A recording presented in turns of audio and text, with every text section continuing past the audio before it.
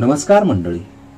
आज मी ज्ञानेश्वरी या पवित्र ग्रंथामधील अध्याय 2 ओवी क्रमांक 301 ते 330 यांचे पठण करणार आहोत. ओवी क्रमांक 301. का कुर्माची आपरी उवाईला अवयव पसरी ना तरी इच्छा वसे आवरी आपुलेपण. याचा अर्थ कासव आनंदात असता आपले हातपाय पसरते अथवा वाटेल तेव्हा आपले आपण आवरून धरते.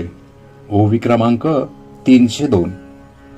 तैशी इंद्रिये आपैती होती जयाचे म्हणितली करीती तयाची प्रज्ञा जाण स्थिती पातली असे. याचा अर्थ ज्याची इंद्रिये स्वाधीन होऊन त्याच्या इच्छेप्रमाणे वागतात त्याची बुद्धी स्थिर झाली आहे असे समज. ओवी क्रमांक 303. अर्जुना आणिकही एक सांगेन ऐके कवतिक या विषयाते साधक त्याजिती नियमे. याचा अर्थ आणखी एक मौजेची गोष्ट तुला सांगतो ऐक. जे साधक या विषयांचा नियमाने त्याग करीतात. ओवी क्रमांक 304. स्तोत्रादी इंद्रिये आवृती परी रसने नियमू न करीती ते सहस्रधा ओळीजती विषयी. याचा अर्थ स्तोत्रादी इंद्रियांचे आकलन करतात परंतु जिव्हेचा मात्र निग्रह करीत नाहीत.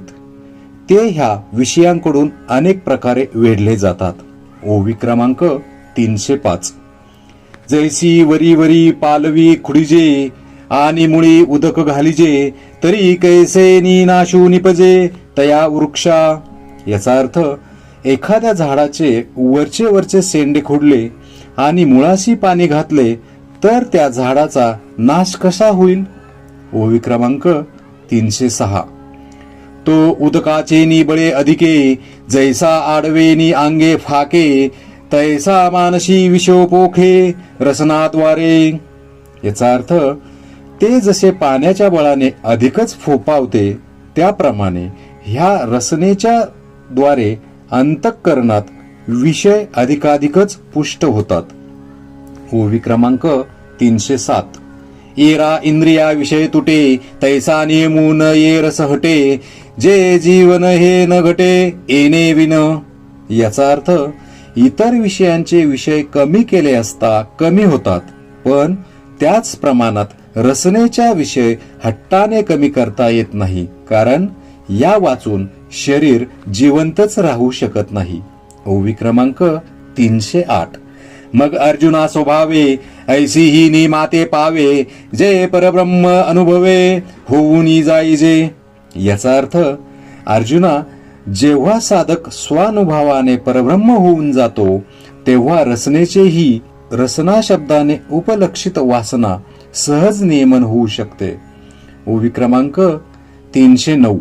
तै शरीर भाव नासती इंद्रिये विषय विसरती जय सोह भाव प्रतीती प्रकट होय. याचा अर्थ ज्यावेळी आपण ब्रह्म आहो असा मनुष्यास अनुभव येतो त्यावेळी शरीराचे व्यवहार बाधित होऊन इंद्रिये विषयांना विसरून जातात. ओवी क्रमांक 310.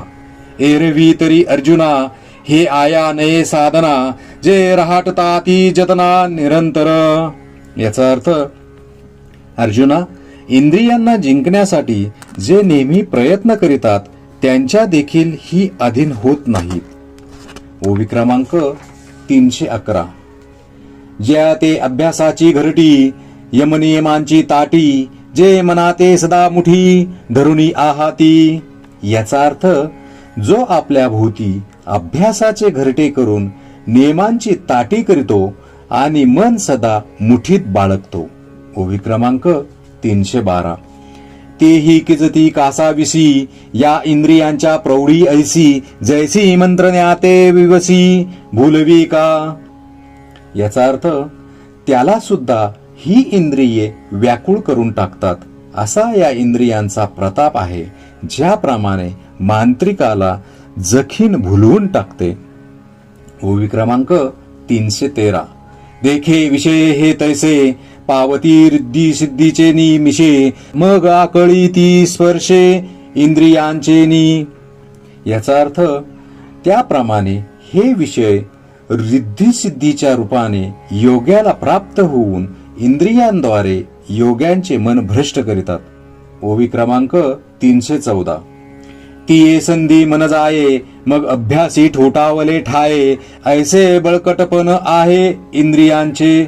याचा अर्थ अशा अडचणीत जर मन सापडले तर अभ्यास जागच्या जागी राहतो, अशी ह्या इंद्रियांची शक्ती मोठी आहे. ओवी क्रमांक 315. म्हणून ऐके पार्था याते निर्दळी जो सर्वथा सर्व विषयी आस्था सांडोनिया. याचा अर्थ म्हणून पार्था सर्व विषयांची इच्छा सोडून इंद्रियांना जो स्वाधीन ठेवतो. ओवी क्रमांक 316. तोची तू जाण योग निष्ठेशी कारण जयाचे विषय सुखे अंतःकरण झकवेना. याचा अर्थ व ज्यांचे अंतःकरण विषयाच्या सुखाने भुलून जात नाही तोच योगनिष्ठा प्राप्त होण्यास योग्य आहे असे जाण. ओवी क्रमांक 317. जो आत्मबोध युक्तू होऊनी असे सततू जो माते हृदयांतो बसवेना. याचा अर्थ कारण तो नेहमी आत्मबोधाने युक्त होऊन राहतो व अंतःकरणात मला कधी विसरत नाही. ओवी क्रमांक 318. एरवी बाह्य विषय तरी नाही परी मानसी होईल जरी काही तरी साध्य तुची पाही संसारू असे. याचा अर्थ एरवी शब्दादी विषयांचा स्वीकार तर करीत नाहीच, पण मनात जर विषयांची थोडीशीही वासना असेल तर त्याला आरंभापासून शेवटपर्यंत सर्व संसार आहे असे समज.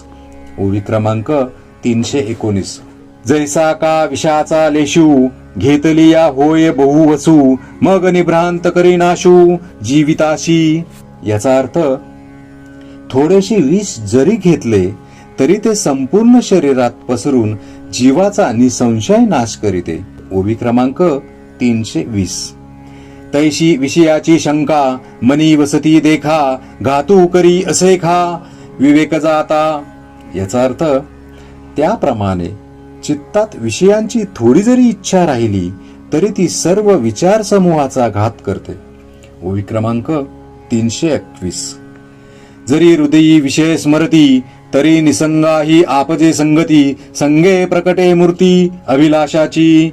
याचा अर्थ अंतःकरणात विषयांची नुसती आठवण झाली तरी विरक्त आलाही त्याच्या प्राप्तीविषयी आसक्ती म्हणजे काम उत्पन्न होतो. ओवी क्रमांक 322. जेथ कामू उपजला तेथ क्रोधू आधीची आला क्रोधी असे ठेविला संमोह जाणे. याचा अर्थ जेथे काम उत्पन्न झाला तेथे त्यापूर्वी क्रोधही येतो व क्रोधामध्ये विचार असतोच असे जाण. ओवी क्रमांक 323. संमोहा झाली या व्यक्ती तरी नाशू पावे स्मृती चंडवाते ज्योती आहात जैसी.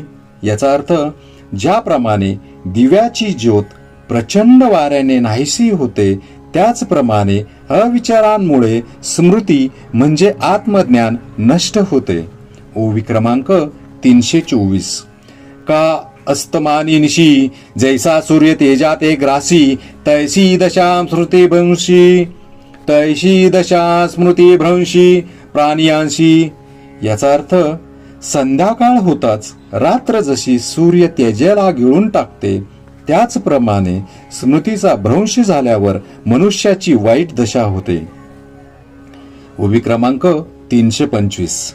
मग अज्ञानांध केवळ तेने आपलं विजय सकळ तेथ बुद्धी होय व्याकुळ हृदया माझी. याचा अर्थ मग अज्ञानामुळे त्याची बुद्धी आंधळी होऊन तो सर्व गोष्टीस दुरावतो आणि त्याला काही सुचेनासे होते. ओवी क्रमांक 326. जैसे जात्यांधा पळणी पावे मग ते काकुळी सैरा धावे तैसे बुद्धीसी होती भवे धनुर्धरा. याचा अर्थ जन्मांधाला पळण्याचा प्रसंग आल्यावर तो जसा दीन होऊन सैरावैरा धावू लागतो त्याप्रमाणे अर्जुना बुद्धीला भ्रम होते. ओवी क्रमांक 327. ऐसा श्रुती भ्रंशू घडे मग सर्वथा बुद्धी अवघडे तेथ समूळ हे उपडे ज्ञान जात. याचा अर्थ अशा रीतीने बुद्धिभ्रम झाला म्हणजे बुद्धी घोटाळ्यात पडते आणि मग सर्व ज्ञान नष्ट होते. ओवी क्रमांक 328. चैतन्याच्या भ्रंशी शरीरात अशा जैसी तैसे पुरुषा बुद्धीनाशी होय देखे. याचा अर्थ शरीरातील प्राण निघून गेला म्हणजे जसा देह प्रेतरूपी होतो त्याप्रमाणे बुद्धी नष्ट झाल्यावर जीवाची स्थिती होते असे जाण. ओवी क्रमांक 329. म्हणून ऐके अर्जुना जैसा विस्फुल्लिंग लागे इंधना मग तो प्रौढ जालिया त्रिभुवना पुरोशके. याचा अर्थ म्हणून अर्जुन ऐक, इंधनाला थिणगी लागून ती भडकली म्हणजे जशी त्रिभुवनाला देखील पुरते. ओवी क्रमांक 330. तैसे विषयांचे ध्यान जरी विपाये वाहे मन तरी ऐसने हे पतन गिवसीत पावे. याचा अर्थ त्याप्रमाणे अंतःकरणात यत किंचित जरी विषयाचे स्मरण झाले तरी मोठा अनर्थ ओढवतो. श्री संत ज्ञानेश्वर महाराज की जय.